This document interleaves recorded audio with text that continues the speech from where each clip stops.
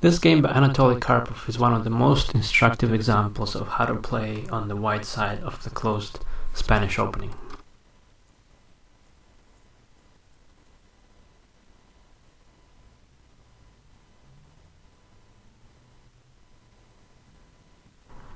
This is the main line of the Chigorin system, and in this position black has quite a few choices. This move lost a lot of its appeal after this game, and later black switched to mostly playing first c takes on d4 and only then knight to c6. This game was in particular effective at making this move the main line, because Karpov managed to demonstrate the many plans that white has to exploit his spatial advantage. d8 may not seem like the most attractive square for the knight because it disconnects the rook, but from here it may be able to transfer to either b7 or to f7, and the other retreats of the knight to a7 or to a5 are not terribly popular either, because this knight in general doesn't have too good of a future in this position and in this variation. So in particular, because the rooks of black are disconnected, this move, which threatens to open up the a-file, is unpleasant for him, because he has to decide what to do about the a-file, and in the game he decides to concede the a-file by playing rook to b8. This is a very important move. In general, white's plan is to transfer the pieces to the king side and to attack on the king side. But in this game Karpov shows that white can play on both sides of the board, because he has more space and his pieces are placed well. So with this move he puts pressure on the c5 pawn. And it's generally not good for black to trade, because that would just exploit the weakness of the b5 pawn and open up the c file, which would probably give white just another file to invade on. Since the 1920s, the plan in this position had been to transfer the knight from f6 to e8 and then to g7, and to try to play for f5 and try to undermine the white pawn chain. But in this position, because white has already played b4, if black tries to concentrate his forces on playing f5, then at some point white can take on c5 and open up the game on the queen side. So black kind of has to watch out for that, and he can't follow the normal plan that he was familiar with, and that definitely is what brings him down, because he has to defend both on the queen side and on the king side.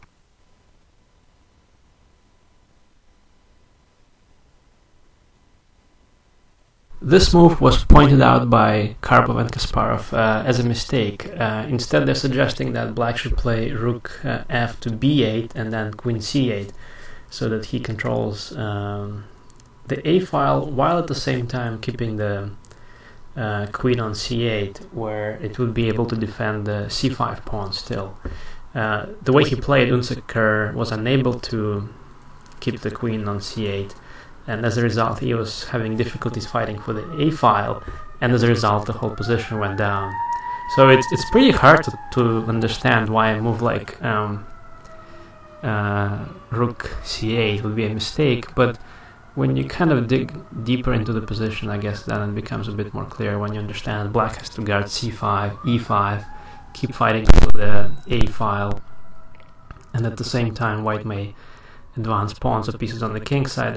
You just kind of get the idea that black has a lot of stuff to worry about, and he has to be pretty precise, especially while there's some tension in the center and the b4 pawn is threatening to capture on c5 at any point.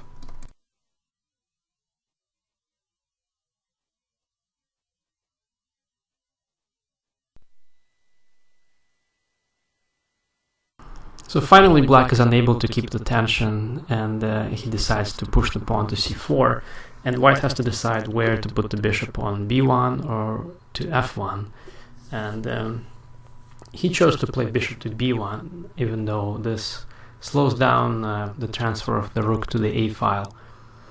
But the idea is that Karpov doesn't want to allow f5 for black, and that's why he wants to keep the bishop on the diagonal, even if that slows down his transfer of the e1 rook to the a file. It seems that by placing all the heavy pieces on the back rank, black is going to be able to fight for the a file, but he underestimated white's next move. This is the move that black underestimated. Using the bishop as a cover, white is going to concentrate all his forces on the queenside, and he would be able to double the rooks on the a file, and then it would be up to him when to open up that file.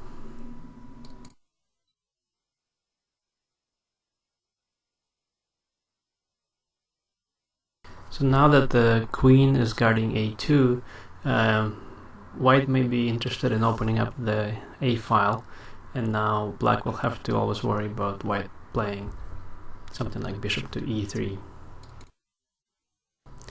So black is mostly prepared for any kind of aggression from white on the queen side, but what white does now is that he starts to transfer pieces to the king side, and he's ready to begin some actions on that side of the board.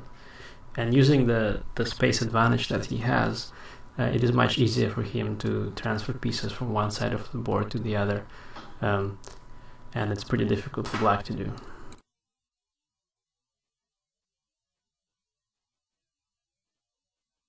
Now comes the critical moment of the game, because over the next few moves the pawn structure on the king side is going to be decided.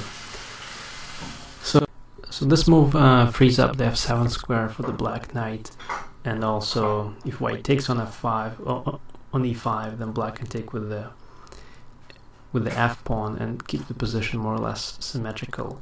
But what he didn't underestimate was that white can advance the pawn to f5. This is probably the last and decisive mistake from black in this game, because now all his pawns in the center and most pawns on the king side are placed in the dark squares, and this gives white a very natural plan for developing the advantage. So given that black has a good light squared bishop, white's next few moves are aimed at exchanging that bishop. The bishop is going to be transferred to h5.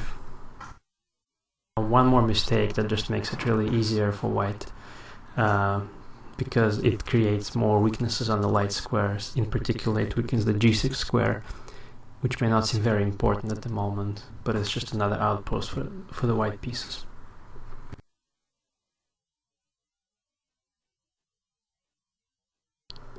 Black doesn't really have any useful moves at all, so he just moves his pieces back and forth.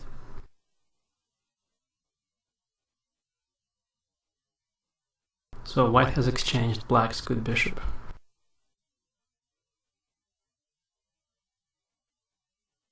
White exploits the weakness of the g6 square. It's naturally bad for black to take on g6, because then white's knights can come to f5 and h5, and just all the pawns on the dark squares are going to fall off.